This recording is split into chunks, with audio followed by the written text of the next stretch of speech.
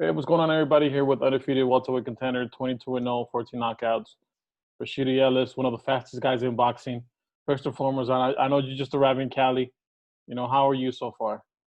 I'm doing good. Like you said, I just started Cali, and this predicament right now, and it's crazy over here. I heard the curfews at 6 o'clock. It's different over here, and I Yeah, heard the riots are more crazy over here too. yeah. It's definitely been a crazy 2020 so far. Obviously, COVID passing early on, and then the COVID-19, and now obviously the movement going on with Black Lives Matter, which they do. Yeah, So yeah, definitely. Even though we're in curfew, we definitely want to go ahead and make our voices heard here in LA. But obviously, you made it no secret. You've been with Golden Boy for what, about 2 years now, I believe, since they I've signed been you. with the like 4 years now, 4 years 5 now. years. Okay, wow, time Yeah, I've flies. been around there. Yeah, I heard that. Obviously, you at that point you came down to help out Canelo with sparring, and then Oscar De La Hoya walked in, and he was like, "Man, who is this guy?" Is that how Yeah, you became part of Golden Boy Promotions? yeah, that's exactly how it happened. After the sparring, Oscar came to me, saying like, "Where this guy been all my life?" and he said he just told me he'll send me a contract the next day, and then the contract came. We talked about it and stuff like that, and we signed right there. Yeah. So, what does it mean for you to be part of Golden Boy Promotions, one of the most respected promoters in the world? Oh, yeah, it's good. It's good to put me in a good spot. You know, give me a championship. Yeah. I'm gonna have a promotion team. Yeah, definitely. Okay, well, they actually have given you some pretty good matchups. You fought and you beat Eric Gomez twice. First one, you were able to knock him out early on, and then you beat him by decision and easily boxed him. John Carl Sosa, and you fought, Luis Hernandez as well. How far away do you see yourself from taking on, a Terrence Crawford, a Errol Spence, a Danny Garcia, or even someone else within Golden Boy like a Virgil Ortiz or Alexis Rocha? So hope I could get the championships right now, but probably not. It's gonna happen. But Virgil Ortiz, I'll fight him tomorrow if I could. You know, I'm just here to fight. Yeah, yeah, definitely. Definitely. Well, 22-0, 14 knockouts. What do you think is the best, when you bring to the table, with your best asset, your best punch? What do you think you bring that people might be underestimating you? I mean, like, say it again. You said, Yeah. right? Say it again. What do you think is your best asset? Obviously, the speed. You're one of the fastest guys in boxing. But besides the speed, what else do you think you bring to the table? Oh, my intelligence in the ring. I can just adjust at any moment. If they bring the pressure, if they want to box, I can do it all in the ring. When people don't see it, people just see my speed, but I got power too. People ain't going to sleep for no reason. Yeah. I heard some people within Golden Boy a few years ago, they were surprised that you were actually the one who was giving Canelo a lot of work. They said, man, this guy, especially being a 147-pounder, facing a Canelo who imagine in camp would be 175, 180, even maybe 190. Yeah, Talk to me definitely. about that, the fact that you were going to war and you were actually coming out on top in some of those sparring sessions. But sparring's supposed to be a secret. They say sparring, but it was good work though. We help each other out. I helped him on two fights against who was it, Man Khan, and helped him out for Miguel Cotto. So if you brought me back, you knew it was good work if you bring me back. Yeah, definitely. So for you, obviously, learning experience, facing Canelo, one of the top fighters in the world, and obviously opening the door within Golden Boy Promotions. You mentioned that possible fight with Virgil Ortiz. Yeah. If that fight was out for you, you would definitely jump on it. Yeah, definitely. Definitely right away. If the fight was happening today, let's get it. Yeah. Send me the address. Well, you said obviously you're getting close to a world title contention, 22-0, 14 knockouts, like we mentioned. You're at that peak. Obviously, PBC right now has pretty much the belts besides Terrence Crawford. Do you feel that they might just keep in between that stable, and it's going to be a little difficult for you to get a crack at the title? I hope things change, especially when all this is going on. They're not desperate, but they people need to make boxing live again. Because been a pause for a while. I hope everybody get together and we all can fight. Yeah. Obviously, there's talk of maybe Golden Boy coming back at some point in July.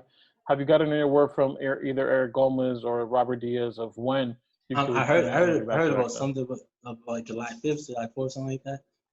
Yeah, but I'm not in no card enough. Yeah. Well, the sooner the better. Hopefully, we can get you back in action. And you're one of those guys who actually, you fought in Puerto Rico, I believe, 6 times. Dominican Republic 5 times. You fought in Cancun once. Talk to me about that process. You actually have, fought over, outside the U.S. more than here in the country. How was that, and how was that experience? It's good. It's great experience. Getting used to, going to different environments, find people in the hometown. It's good. Especially in Puerto Rico. I was staying in Puerto Rico for a while. I wasn't living there, but I was going back and forth for like 3 years. I felt like I was living in Puerto Rico, staying in Bayamon, Puerto Rico, for a while over there. In DR, I fought in DR, like you said, 4 or 5 times around there. Yeah. Yeah. And obviously, you fought that one time in Cancun, so Yeah. you're definitely been, all over the place, man. How's your Spanish? I would imagine, being in there, so often. Not that much. Poquito Espanol, not that much, man. But I got to stay a lot. I can't, speak a lot. Yeah, you could get by though. Yeah, I can get by. Yeah. There you go. That's crazy. Definitely, that's good to hear. Obviously, you had great victories. The one that stands out the most is Eric Gomez. A fight that was supposed to be 50-50 on paper, you come out and you're able to knock him out, I believe, in the first round.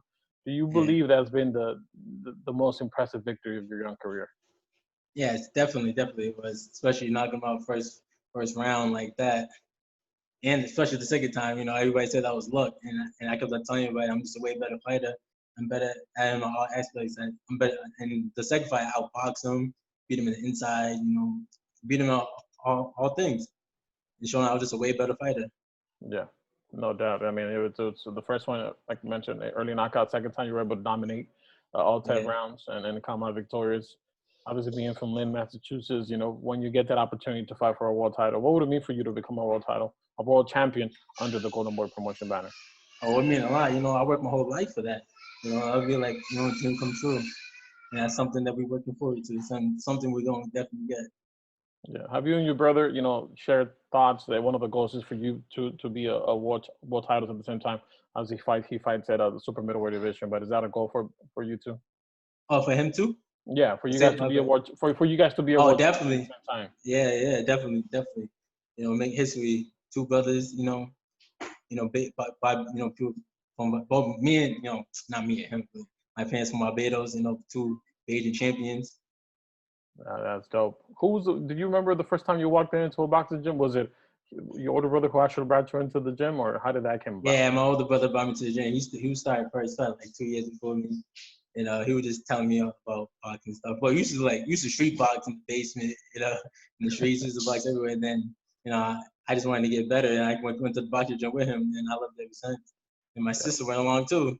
There you go. It's a whole family affair. Yeah. And my sister's birthday today too, so happy birthday to her. Happy birthday. There you go. Congrats. Yeah, happy birthday. When did you know, obviously early on, like you mentioned, just street boxing, basement boxing. When did you know this is what you wanted to do for your life? First fight. First fight? First amateur fight? It felt so good just winning. Yeah, so I just wanted more of that, and that's why I love with the sport. Yeah. I mean, it's definitely a sport that we all love, but it is one of the most difficult sports in the world. When you look at the 147-pound division, it's stacked with talent.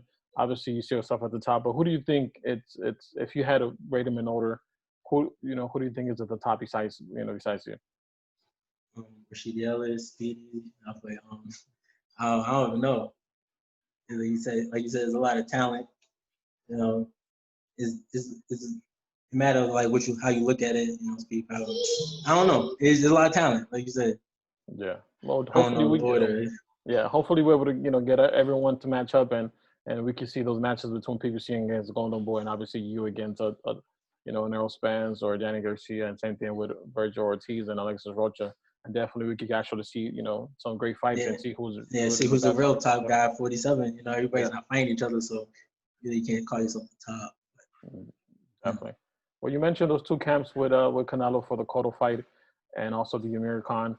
What was the thing that surprised you from Canelo the most?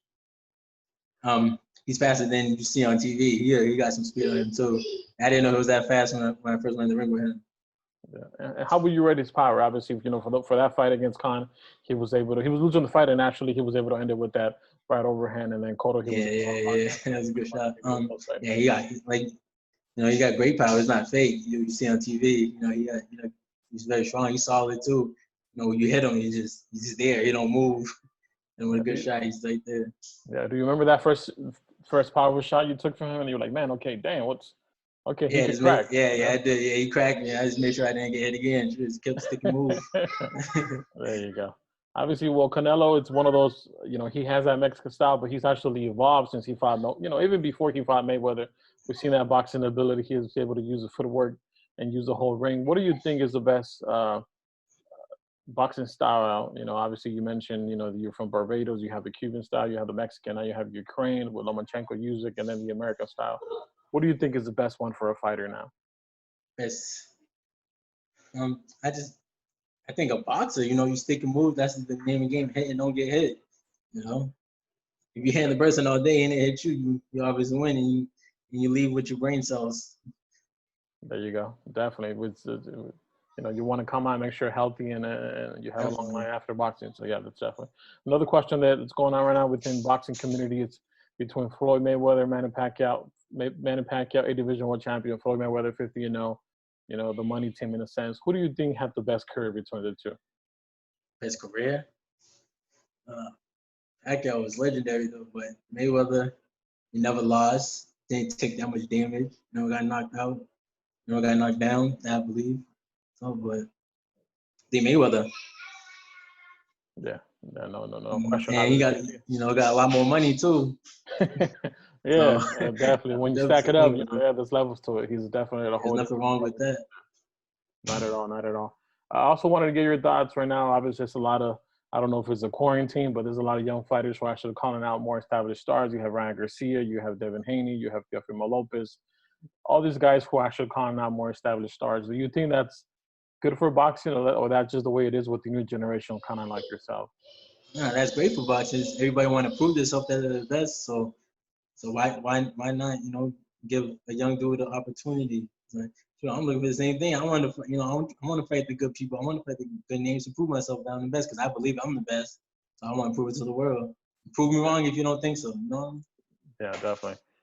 So we should expect a few tweets and a few Instagram posts that you want to go ahead and fight the Terrence Crawfords, the Errol Spencers, and the Manny Pacquiaos. Yes, definitely.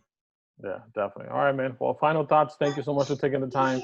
I know we're going through a difficult time. Do you have a message for all your fans and everyone else who's going to be watching this? Yeah, man. Thank you so much, and make sure you guys stay safe. Stay blessed. Just stay inside, wash your hands, and be safe for all this riot stuff going on. And yeah. Rashidi, well, thank you so much for taking the time. We look forward to seeing you back in action, hopefully rather sooner than later, and we can't wait for you to get a crack at a world title in the coming months. Appreciate it, man. Rashidi, thank you so much. Have a good one. God bless, man. Have a good one. Likewise. God bless.